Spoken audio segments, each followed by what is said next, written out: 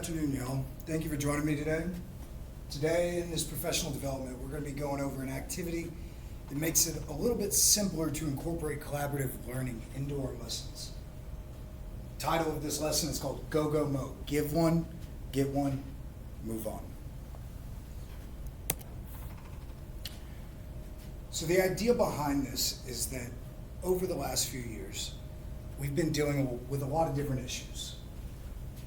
Primarily, history classes and science classes have become almost completely lecture-based. We don't really give students enough time to formulate their own ideas. Additionally, there's been an increase in technology in the classroom. Chromebooks have become a necessity. When students lock in on their Chromebooks, they're not necessarily communicating with their classmates. Additionally, we focus so heavily on TEKE-based assessments that we don't give students an opportunity to be creative in the classroom.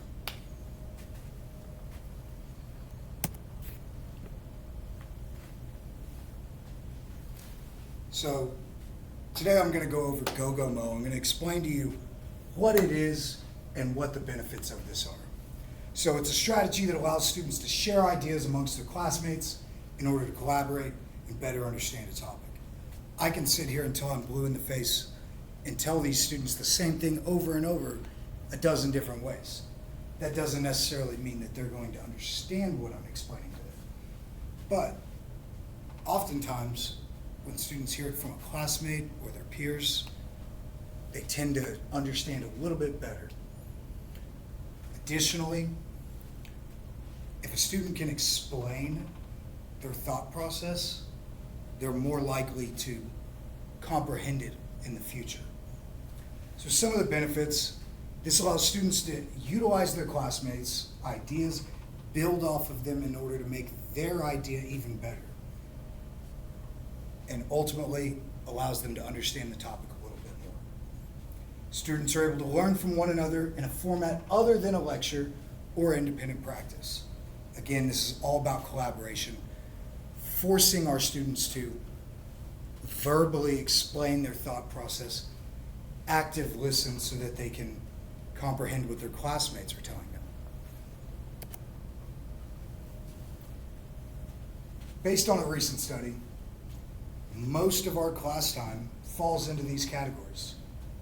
We open things up, capturing kids' hearts, good things, and additionally, classroom management does eat away at some of our time. So about 15%, of our class time is spent simply reading the room, trying to get an understanding of where our students are at that day. About 20% of this is open discussion. Call and respond, turn and talks, things of that nature. Once students have understood the topic, about 30% of our time is spent on independent practice. Lastly, 35% falls under lecture-based instruction. This does not leave a lot of opportunities for students to be creative and collaborative.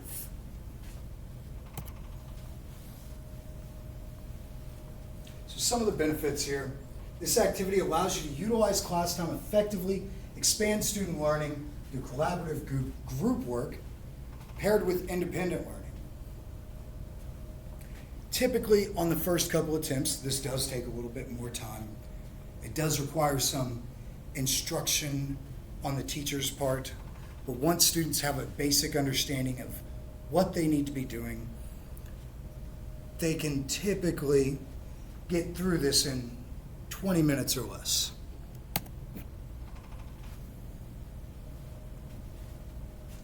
So, the ideas behind this all goes back to collaboration. We don't know what students don't know. We need to get them talking. We need to get them sharing their ideas so that they can interact with each other. So firstly, shared ideas. Students are provided with opportunities to share their thoughts and opinions in a safe space without judgment. They're not having to sit there in front of the entire class and explain their thought process. It also incorporates varied instructional methods. Students receive content in varied methods rather than solely from their instructor. So if I'm sitting up here lecturing, I can't guarantee that 100% of my students understand what I'm explaining to them.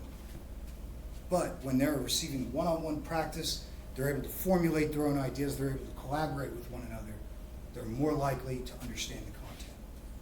Lastly, gives our students real-world practice, which is why we teach.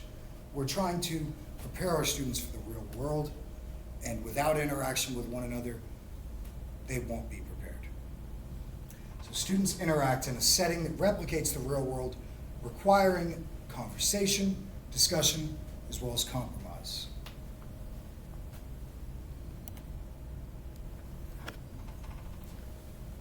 So collaborative learning, as I've already explained to you, it allows students to learn for themselves, learn from their peers, collaborate and discover solutions to problems, voice concerns, develop questions about the content that's being addressed.